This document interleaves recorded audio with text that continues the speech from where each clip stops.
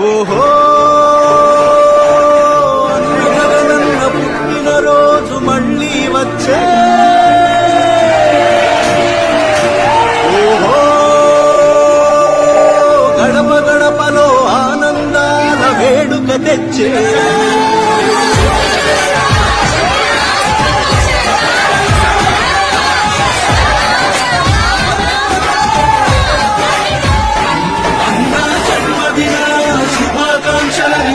మనసు నిన్ను దీవిస్తున్నది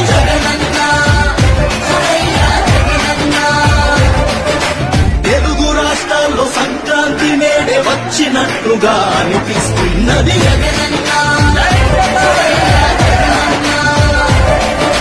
పేద ప్రతిభలకు దైవం నువ్వే అంటూ ప్రతి హృదయం